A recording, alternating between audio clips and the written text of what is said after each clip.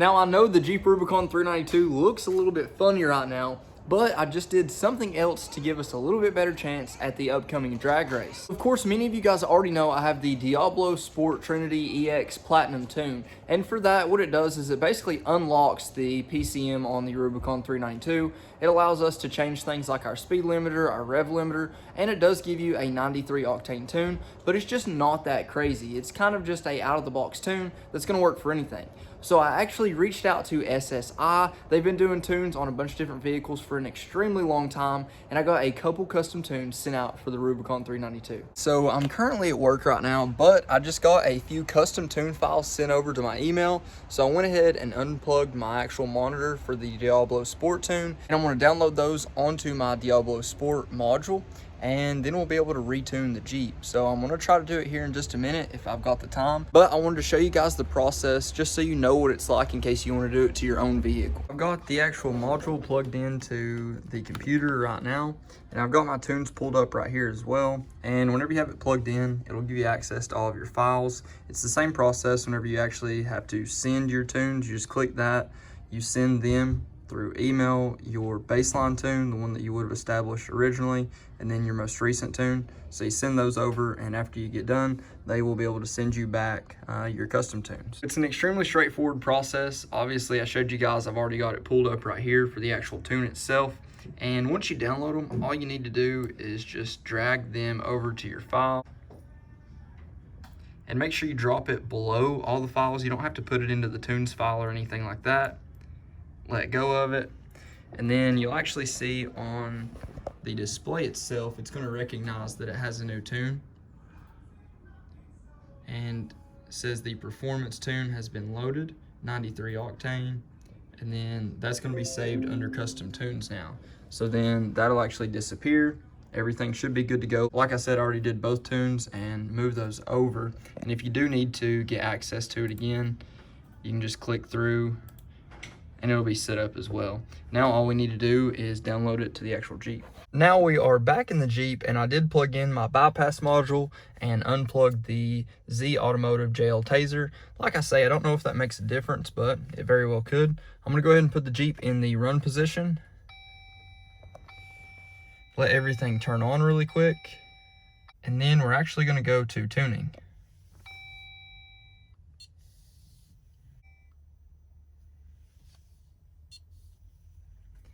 Then we're going to go to custom tuning, and the file should pop up. We can put install tune. So we've got both of the tunes we just downloaded for the street tune as well as the performance tune. I want to start out with the street tune just so we can gauge what kind of performance we actually get out of it, see if I can feel the difference. Then, of course, we'll go to the performance tune after that. And it says you previously made parameter changes. Would you like to change your modifications, keep your modifications the same, or reset all modifications? Let's click change and see what happens. Tires. Oh, perfect. So it's actually saving my extra parameters. I'm gonna go back. I'm gonna click keep. So with this, you guys are going to be able to see a little bit of what's actually going on. Speed limiter 190, speed limiter 190, rev limiter, all that's the same. Throttle boosters 20%, target fan on ECTs 215, all that was the same. Accept and install. Your vehicle has been successfully tuned. Press continue to return to the main menu.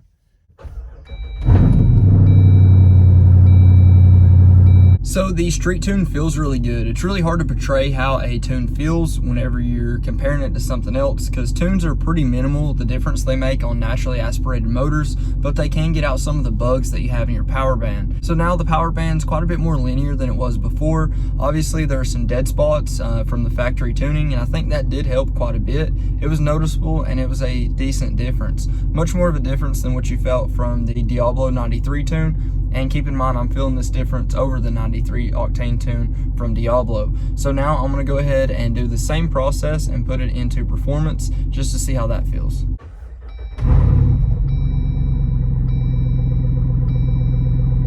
So now this is with the performance tune on. The transmission shift points seem to be a little bit different. It's holding the revs a little bit longer, but it's also a bit more responsive. It's a little bit more responsive to whenever I'm applying brake to downshift as well. But we're in 4th gear right now. Let's just stomp it going 25. Whoa!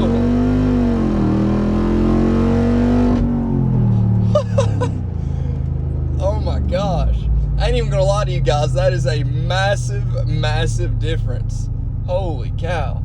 And then right now I'm going 26. It's in 5th gear. Automatically downshifts into 2nd whenever I stomp on it like that. So that's pretty aggressive. It's almost like all the good things of Off-Road Plus and then a linear power band on top of it. All right, so this thing isn't the easiest to launch with one hand, especially in all-wheel drive, but I'm gonna give you guys a little taste of it.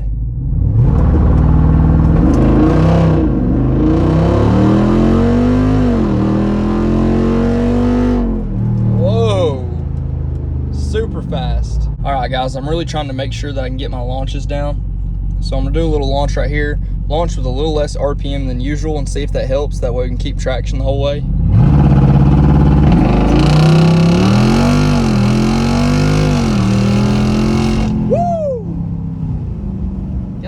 That thing's stout.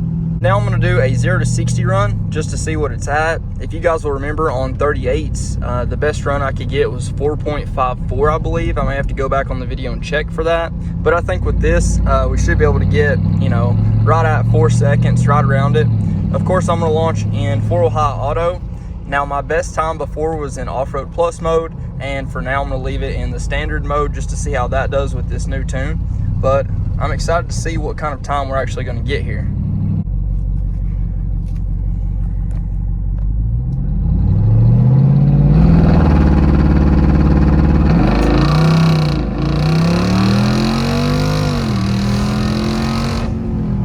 Well, it did not record the 0 to 60 right there. I don't know what happened. I want to try this again. It is a little bit uphill, but it should still be a good test.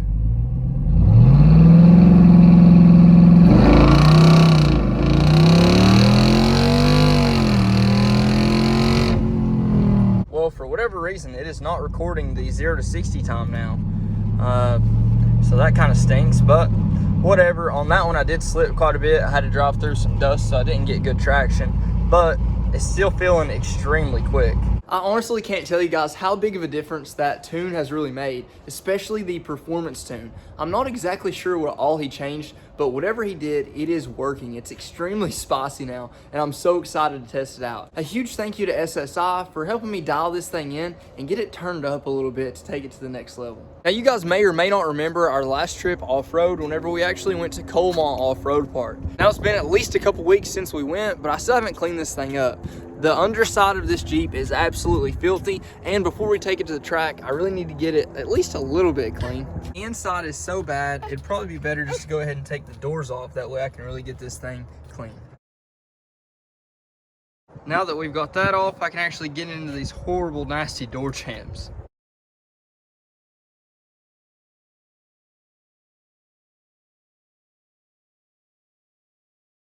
And now, since we got all that squared away, I want to show you guys some awesome new foot pegs I came across the other day. So, as you guys already know, I like anything with an American flag on it, but I don't want to take it too far. So with these foot pegs, they've actually got the American flag cut out, and you'll see whenever you mount them up, they've got a rubber piece right here to protect your actual hinge, and it's really robust. A lot of the foot pegs I've had in the past are extremely flimsy. With these, it's actually extremely thick, so it's going to be extremely rigid. And then the actual platform to put your foot on gives you plenty of space, no matter what size your foot really is. I'm going to go ahead and put them on while I've got the door out, just so I can kind of test them out and see how tough they actually are.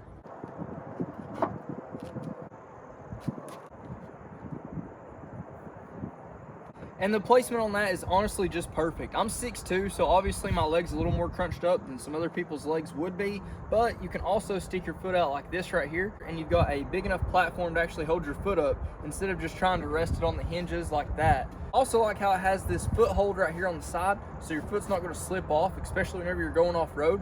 It's quite a bit more secure than what I'm used to. A huge thank you to Joytus for sending those out. I've worked with them for quite a while on many different products, and I think you guys are really gonna like what they're sending out next. And with perfect timing, the Metal Cloak rear fenders just showed up. Now, if you guys don't remember, we've already installed the front fenders, which have done really good so far. And we've also got the inner fender well liners, front and rear. Now, these should be powder coated, the same as the ones up front.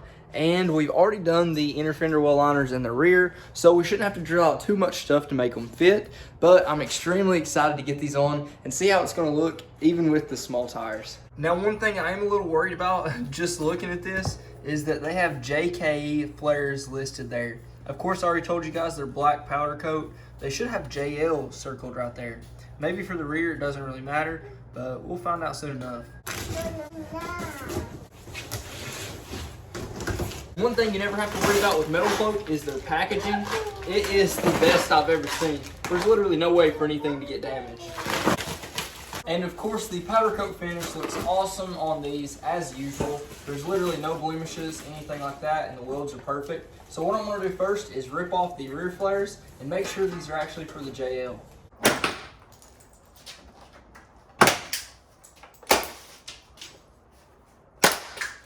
So tired of messing with those dumb clips. Now I really hope it's a JL fender.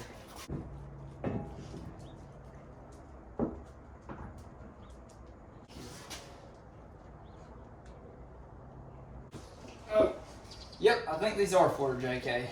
Well, since the fenders are a bust today, I went ahead and just threw back on the normal fenders for now. That's what we'll use for the race.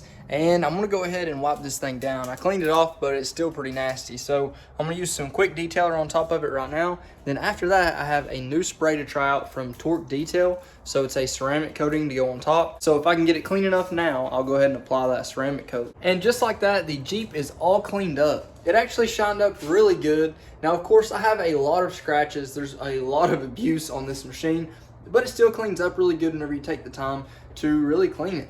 Now, I haven't cleaned these wheels before until just now, and in all honesty, I'm blown away. Now, like I said, these are the Rock Tricks wheels I showed you guys in the last video. There's a link down in the description below if you want to check them out. These are RT 105s, 20x9.